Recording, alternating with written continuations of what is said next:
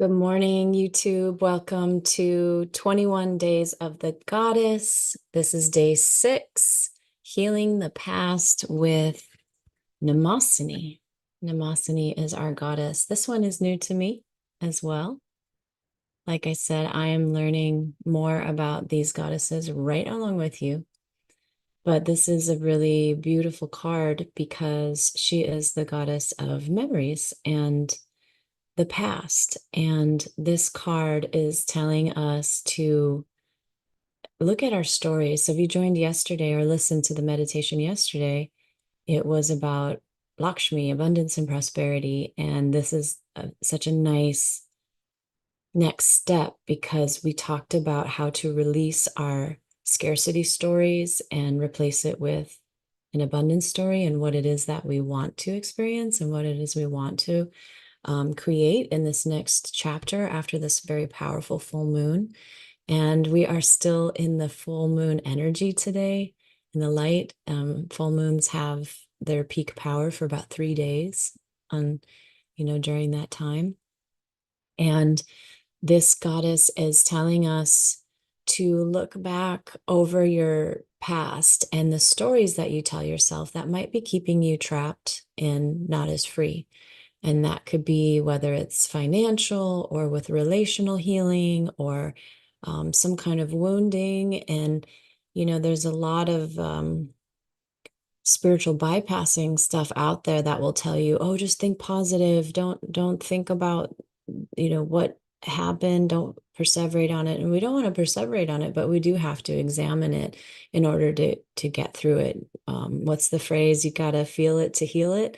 So examining those things that happened and remembering them in a different way is really important. And so this has to do with changing your story and the way that you feel about it. And that also has to do with the nervous system.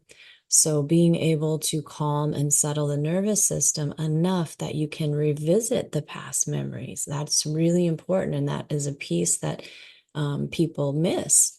And I run a group. Oops, I accidentally muted myself.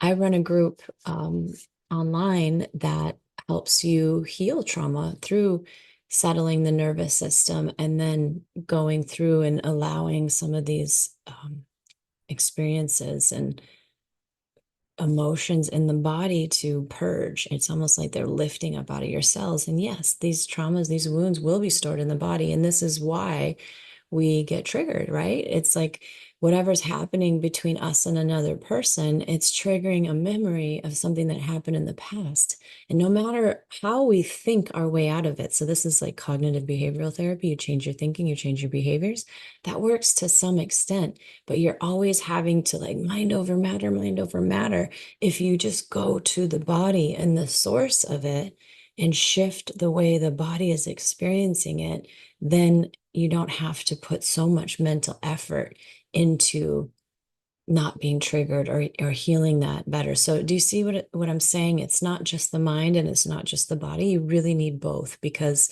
you also can't just go with everything your body is feeling and make up new stories about somebody else's malintent when it could have been something innocent, but it doesn't feel that way to you because of your past. And so it's like owning what's happened to you, owning the way that your body is triggering, being triggered by this event.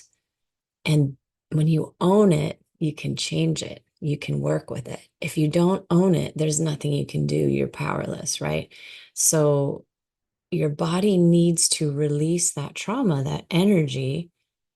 It's like I always say it's like a boiling pot. Imagine you're boiling some soup and you have a lid on the pot and the temperature goes up. That's like when we get triggered, the temperature goes up and it's boiling, it's boiling, it's boiling until eventually that pot, that lid is going to fly off, right? And that's when we have a total meltdown. We might destroy our relationships, our job, whatever situation we're in.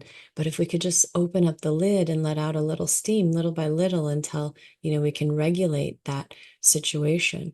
And that's basically what my group helps us do. Each week we meet and we practice that and that nervous system regulation. So I encourage you to look at the past, look at some of the stories of your past, and let's rework them, because when you heal and you change your feeling in the present state, it changes your memories. It changes the way that you feel and experience the past. Make sense? And also something on triggers. If you're getting triggered in your, let's say, your romantic relationship, that's to be expected, because there's two different types of therapy that I've trained in. One is Bowen family systems theory, and another Imago. Both of those systems say that it is pretty much destiny that we will be attracted to somebody who allows us to work out the wounds of our that we sustained from our caretakers or our early years, our family. And in Bowen family systems theory, the cycle through the generations keeps repeating until somebody experiences some mindfulness, some awareness, and does things consciously different instead of unconsciously responding to the way things are. In Imago, they say, yes, you attract that person who's a mix of all the unhelpful characteristics of both of your parents, but also the beautiful, wonderful characteristics of both of your parents. That's partly what the unconscious attraction is. And because you've attracted this partner does not mean that you are broken. That's the thing that just irritates me on pop psychology, social media, Instagram. That doesn't mean like, oh, fix yourself and you'll attract differently. Yeah, to a certain extent, but that's the whole point. Like, that's the whole evolution, is we're here to look at ourselves, look at where we're at, not as broken people that are internally toxic and therefore going to attract another toxic person, but like whole and perfect beings on a journey. And of course, we're going to attract somebody who is the perfect play partner or work partner to work that out. And that's the thing. It's like, can you stay in that? Can you recognize that and stay in that and do that work? Or are you going to be like, oh no, this person's too difficult. I'm just going to, be by myself. Because what you're doing is saying, oh, I don't want to evolve. I don't want to move through this. And it's so easy to blame it on the other person rather than looking at the dynamic. And again, it's not like, oh, take full responsibility yourself and absolve the other person. And it's not like blame it on the other person. It's looking at the whole interaction. In the field of marriage and family therapy, we're trained to look at the relationship as our client, not the individual. And even if somebody comes to us for individual work, we're looking at the whole family system as our client. Or the dynamic between the couple is what we're working on. So it's a totally different way of thinking, right? Okay, so, and if you need help, I mean, therapy is not as stigmatized as it used to be. So go out and find somebody that you match with, right?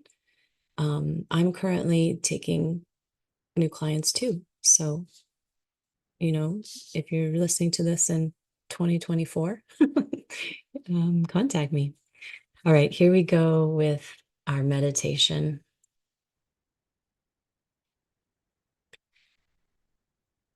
This will be a short one because it's Saturday. We've got wonderful experiences to have today.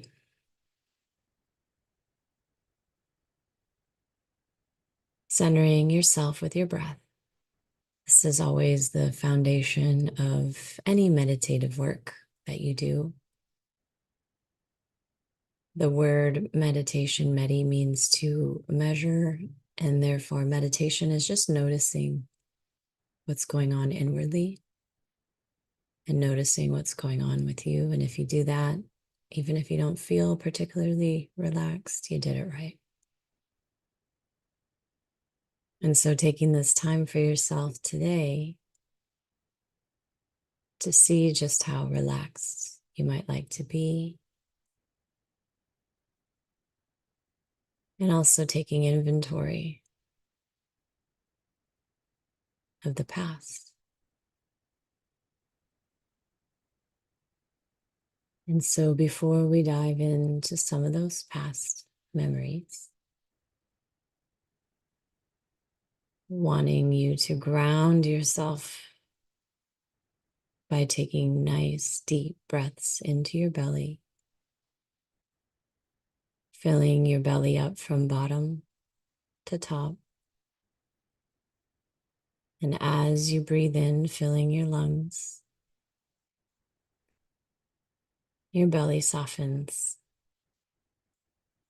And imagine a warmth in your belly area, your solar plexus, a softness and a warmth. If we can relax this area of our body, we can relax anywhere. This is an area that we hold clenched to tightly protect us, our emotional center, as if showing our emotion is the worst thing we could ever do, when actually getting comfortable and familiar with our emotions is the way to process and thus heal.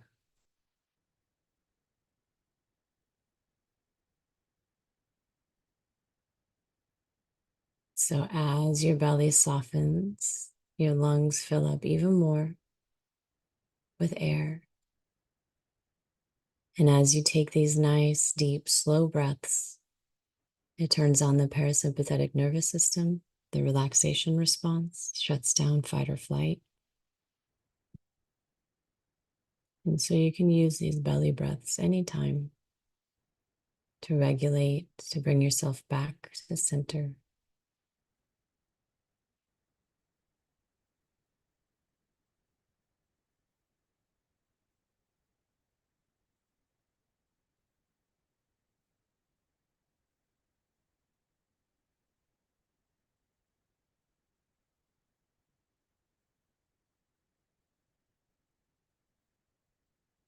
Begin to feel the warmth spreading all through your body, feeling the muscles of your forehead be soft and wide, relaxing your jaw, relaxing your face, relaxing your neck muscles and your shoulders, feeling the warmth, feeling it melt down.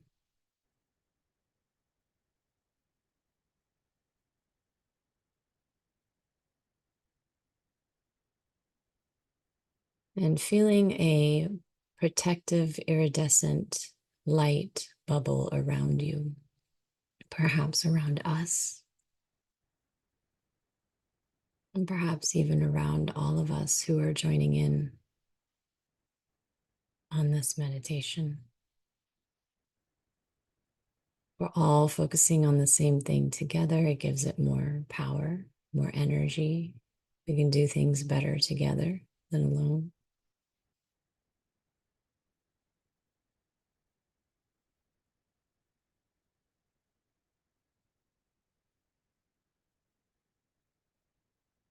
And in the spirit of the goddess Mnemosyne, the Greek goddess who rules over memories in the past, feel her love and her light shielding and protecting you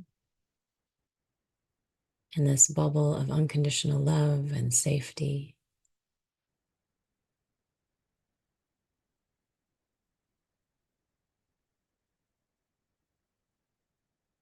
And in this space, if it feels right, if it feels safe for you, going into your past,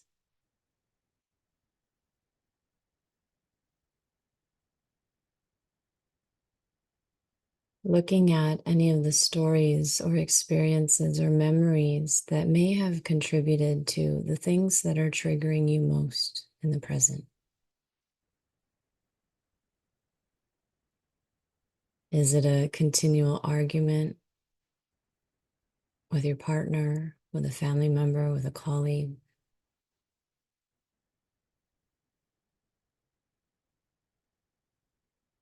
What is something that has the potential to take all of your power away by invoking rage or anxiety.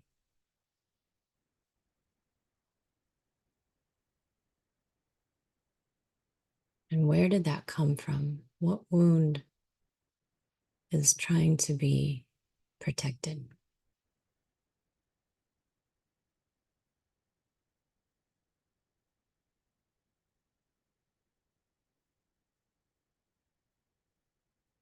Your awareness here is very powerful.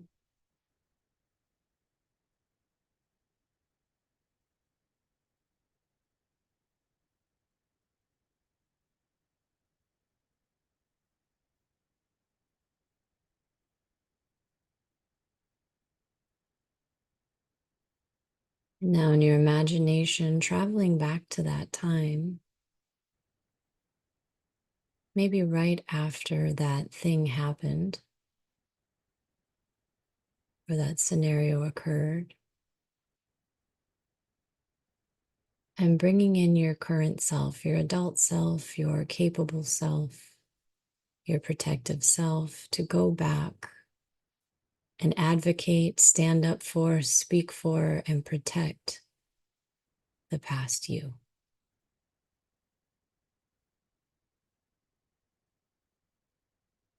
And see your present adult self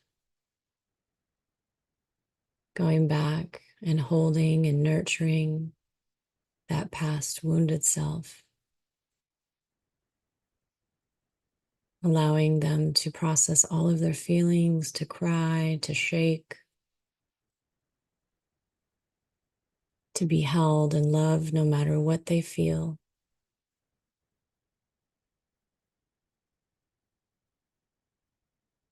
Providing that love to your past self so the wound can heal.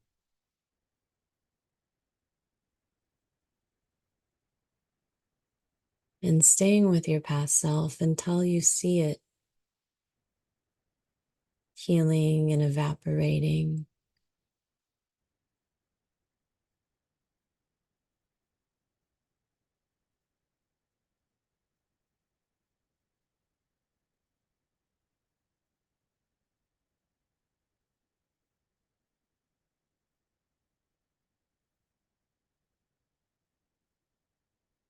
So that there's no longer a trigger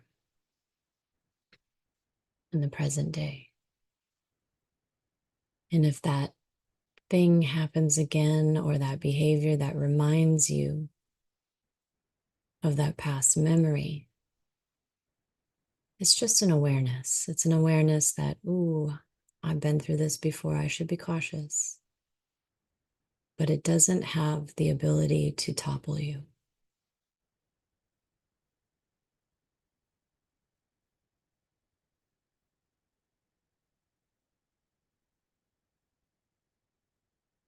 And now that you've got you, maybe going back and remembering a past scenario, maybe something that happened frequently, ongoing, with a caretaker, with a family member, that has contributed to a dynamic in your current day that you're trying to overcome.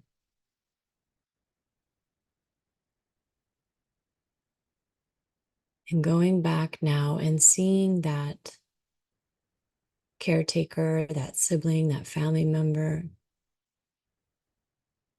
in their most healed and highest self, in a way that they were able to be there for themselves and heal their wounds so that they weren't still bleeding. And now remember them caring for you and being responsive and appropriate, being supportive, loving, letting you know that you matter, making amends for any mistakes they may have made in their own pain.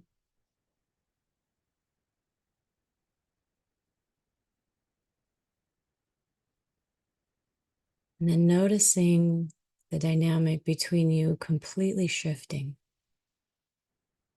to one of compassion and understanding and healing and love and growth and evolution.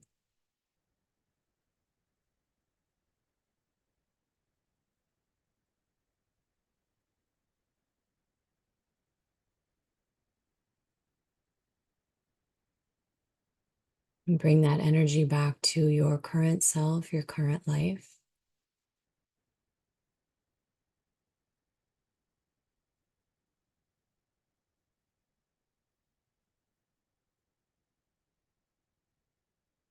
Notice how your current self feels more empowered, more confident, more loved, more loving, more open, but with wise discernment, just like our goddess Epona, wise leader, wise discernment.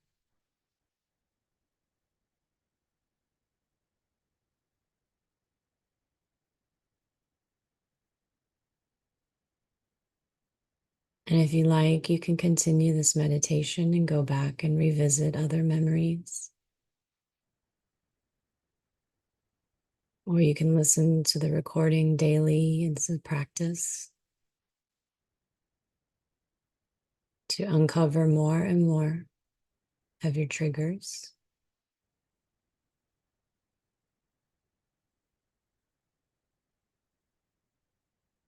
And be sure to be gentle with yourself. Journal, talk it out with a trusted friend, therapist, coach.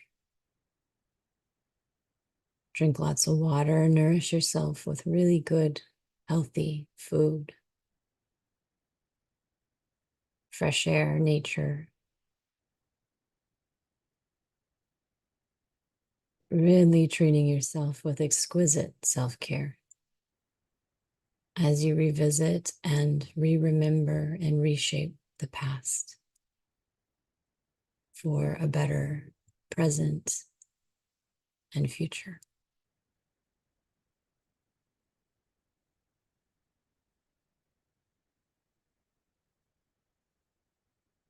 Very slowly at your own pace, begin to come out of this meditation with a stretch, eventually fluttering your eyes open.